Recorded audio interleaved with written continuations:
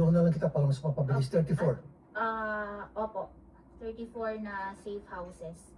16 million. 60 million. Ilang araw? 11 days po. 11 days. Okay. Kasi, Madam Witness, base sa 2022 real estate data, ang real estate property, alimbawa sa Forbes Park, 450,000 a month. I-divide mo yan sa everyday, that's 15,000 pesos a day. Corinthian, 200,000 a month, divided by that in one per day, 6,666. Sa Ayala Alabang, 290,000 per month, per day, lalabas siya na 9,666. Ito ba yung mga narentahan ng OVP na safe houses nila? Galing ba sa mga nasabi ko exclusive subdivisions? Wala pong nilagay na addresses nung kanilang safe house. Yung acknowledgement receipts lang po yung naging basihan namin dun sa payment of rental of safe house. Pero hindi sinabi whether Forbes Park, Amanpalo, Boracay, ganun, Dasmariñas, wala talaga. Wala po. So, ibangga mo yan sa mga ibang agencies na nag-liquidate para sa kanilang mga safe houses. Meron bang ganung klase mga amount na diniklara? Meron bang mga amount na gano'n? Wala po, hindi po ganun kalaki. So, walang ganun kalaki. So, what do you think of this? Is this excessive, abusive, or out of this world amount? Base po sa inyong experience.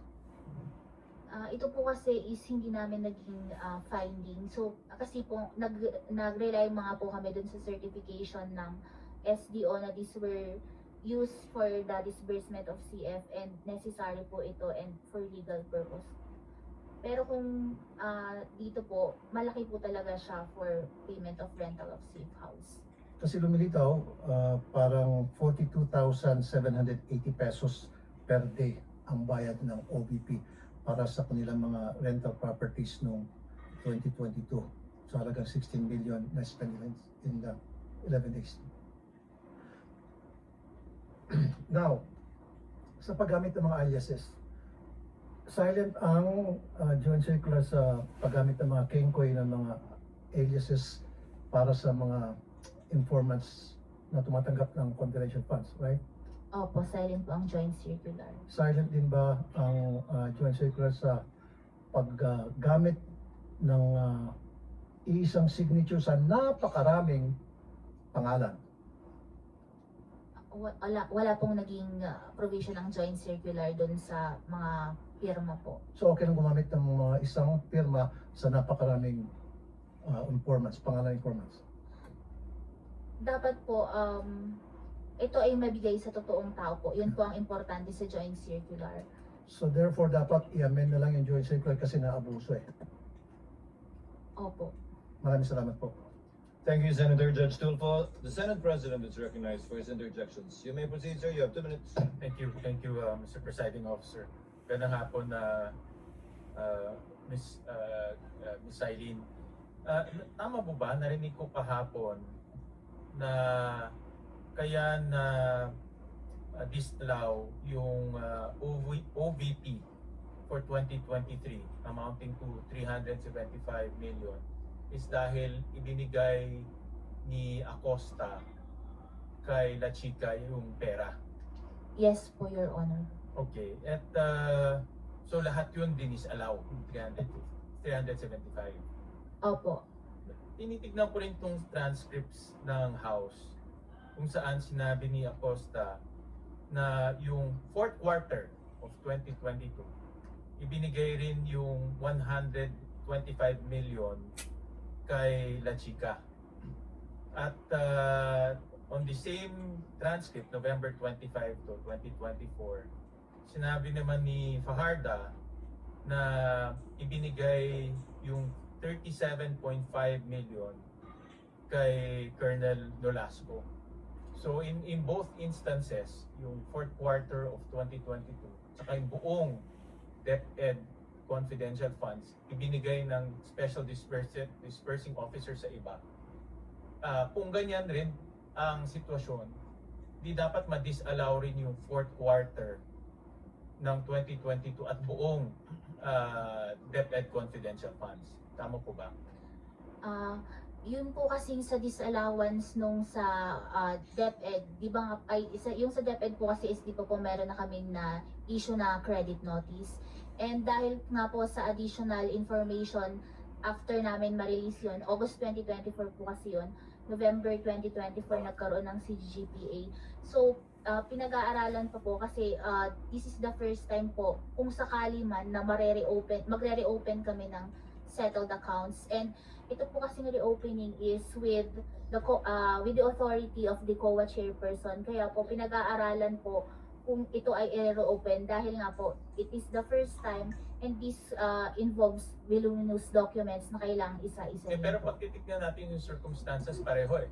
Opo, Binigay tama yung po. pera kay La Chica, binigay yung pera kay Nolasco. Kung ganun susundan natin na rational, pwedeng ma-disallow rin yung fourth quarter OVP at buong DepEd confidential funds. Tama? Yes po, tama po. So, pwedeng ma-disallow buong 612.5 million na confidential funds sa OVP at sa DepEd. Tama? Yes po, tama po. At yan ay dapat ibalik Opo, ng dahil, mga accountable officers. opo, tama po. Bakit mahalaga ang papel ng Special Dispersing Officer? Yung special disbursing po, officer po kasi, siya yung may responsibility to disburse yung cash advance. And dun po kasi sa nangyari sa DepEd at saka sa OBP, nung i-transfer po niya ito sa ibang tao, naputol na po yung chain of accountability. Nawala na po yung wala na siyang personal knowledge kung talaga bang ginamit ito ng mga security officers na pinagbigyan for confidential activities po talaga. And mababaliwala yung certification na this is for the confidential operations of the agency po and legal and necessary yung naging gastos po. In your opinion ngayon na ibinigay ito sa non-Special Dispersing Officer, anong pwedeng mangyari sa pondo na sabi mo kahapon public funds? Dahil nga po naging mali yung paggasta nito, kailangan pong ibalik ito sa pondo ng Kaya bayan. kung binigay sa hindi siya na SDO, non-SDO, anong pwedeng mangyari doon sa pondo? Pwede po itong magamit sa hindi dapat paggamitan na hindi for confidential expenses. May risk po na ganun. Alright, thank you, Mr. President. Senator Judge Lacson, you may proceed when you have 2 minutes, sir. Thank you. Good afternoon, Sailin. Good afternoon po. I assume familiar ka doon sa Article 4, 15, paragraph, Article 4, Section 15 ng inyong John Circular. Ayan, pilas ko na sa screen para ma-remind ka. Pay attention sa paragraph 15.2, paragraph 2 at saka paragraph 3. Pakibasa mo na lang para hindi ma-charge sa akin. That expenses were incurred in connection with the agency's intelligence or confidential operations and activities with supporting documents attached to the liquidation for CF and for the IF, the documentary evidence of payment kept in a sealed envelope in the vault in the office of the SDO. Sige, sa 3, paragraph 3. That the details and supporting documents of transactions that are classified are in the custody of the agency and kept in its vault, which may be inspected by ICFAO if the circumstances so demand. Ang tanong ko, ginawa nyo ba ito? Yung sa inspection po kasi ng vault, sa IF na po yun. Sa use ng... ICFAO ito Siya sabi, if the circumstances so demand. Hindi ba dinidemand ng circumstances na inspection yun yung vault? Yung sa Dahil maraming aliases. yung vault po, yung sa vault po kasi, yung nagpe-pertain po yun sa intelligence fund. Yung may No. vault po sa office. CF saka IF ito. Hindi lang intelligence. Parehong treatment, Miss Aileen. 415. Ang tanong ko lang, hindi ba dinidemand o dinemand ng circumstances na inspeksyon ninyo yung vault?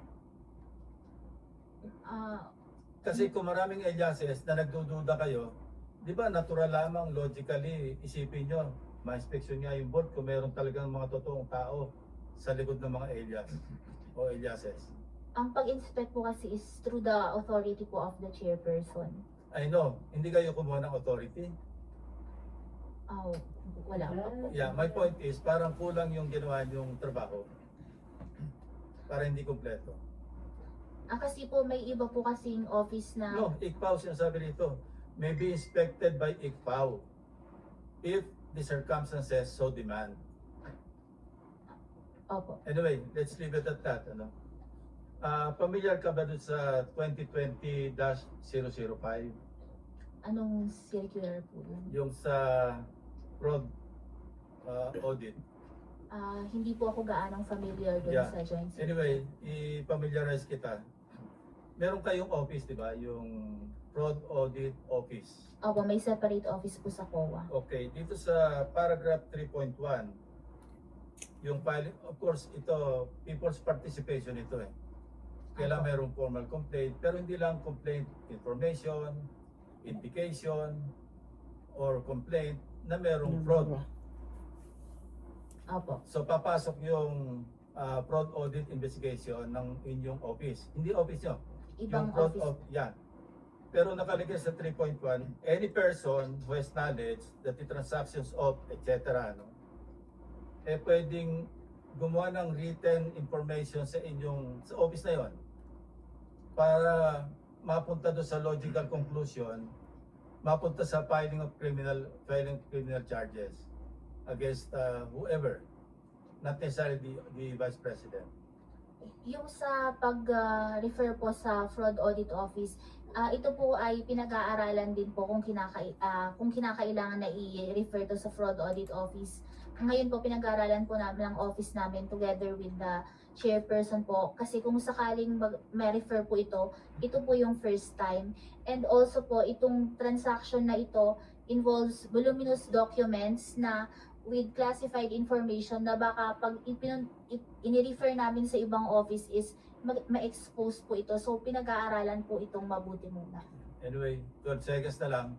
Isa na lang tanong, balikan ko yung sa 4.15. Hindi nyo ba naisip na man lang na kung na-inspect nyo yung board, kumuha kayo ng mga specimen, yun yung mga question document, yung mga signatures.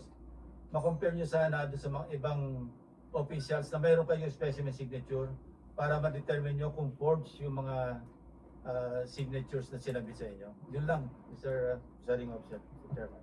Kindly answer the question, Celine. Opo, i-refer po namin sa higher authority po. Thank you po.